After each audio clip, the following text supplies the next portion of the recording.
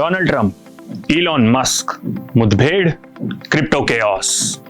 पिछले हफ्ते crypto market में काफी केओस का माहौल रहा। ये केओस क्यों रहा, ये जानते हैं इस वीक के क्रिप्टो अपडेट्स में। लेकिन सबसे पहले let's start with the weeks top gainers. सबसे पहले है रेवन कॉइन, जिसने 54.92 की ग्रोथ के साथ फर्स्ट पोजीशन होल्ड करके रखी है। रेवन कॉइन यानी RVN एक ऐसा ब्लॉकचेन है जो स्पेशली एसेट्स के ट्रांसफर के लिए बनाया गया है। इस हफ्ते इसकी प्राइस में उछाल का सबसे बड़ा रीजन था साउथ कोरिया की सबसे बड़ी एक्सचेंज अपबिट पर इसकी लिस्टिंग। अपबिट में अनाउंसमेंट होते ही रेवन कॉइन की ट्रेडिंग वॉल्यूम में एकदम से उछाल आया, खास करके साउथ कोरिया में जो क्रिप्टो ट्रेडिंग का तीसरा सबसे बड़ा हब है।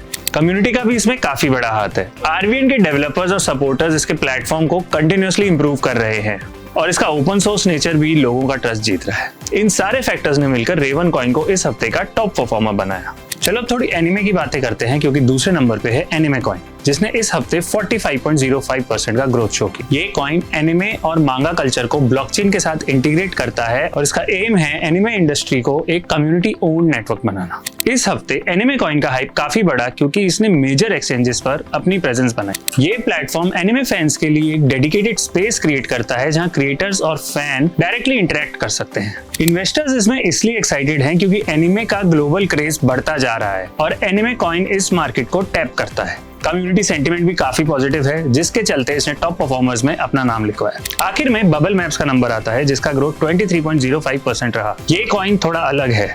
इसका फोकस है ब्लॉकचेन डेटा को विजुअली रिप्रेजेंट करना, जिसमें टोकन ट्रांजैक्शंस और वॉलेट इंटरेक्शंस को बबल्स के थ्रू अट्रैक्टिव वे में विजुअली दिखाया जाता है।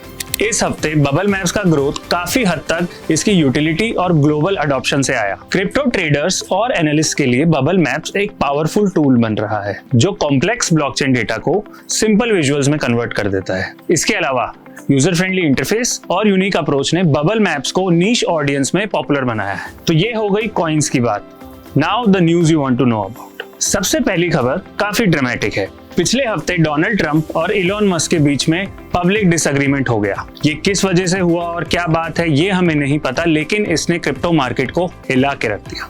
ये वॉर उनके पॉलिटिकल और बिजनेस स्टेटमेंट से जुड़ी थी, जिससे मार्केट पर काफी बड़ा असर पड़ा। बिटकॉइन की प्राइस में एक सडन ड्रॉप देखने को मिली और $308 मिलियन के लॉन्ग पोजीशंस लिक्विडेट हो गए। मतलब जो ट्रेडर्स बिटकॉइन के प्राइस के बढ़ने की उम्मीद में थे, उनको बहुत बड़ा लॉस हुआ। ये वॉलेटिलिटी क्रिप्टो मार्केट में पैनिक सेलिंग के कारण हुई, क्योंकि बिटकॉइन एक बड़ा इंडिकेटर है और इसके प्राइस से ऑल्ट कॉइन्स भी अफेक्ट होते हैं। इन्वेस्टर्स का कॉन्फिडेंस थोड़ा कम हुआ और मार्केट में शॉर्ट टर्म बियरिश सेंटिमेंट देखा गया। ये खबर हमें स्टेबल कॉइन मार्केट की तरफ ले जाती है, क्योंकि ऐसे वॉलेटाइल समय में इन्वेस्टर्स स्टेबल कॉइन की तरफ भागते हैं। चलो इसी बात पर नेक्स्ट न्यूज डिस्कस करते हैं। स्टेबल कॉइन इशूअर सर्कल ने 5 जून 2025 को इक्विटी मार्केट में अपना डेब्यू किया और उसके शेयर्स पहले ही ट्रेडिंग सेशन में 167% बढ़ गए।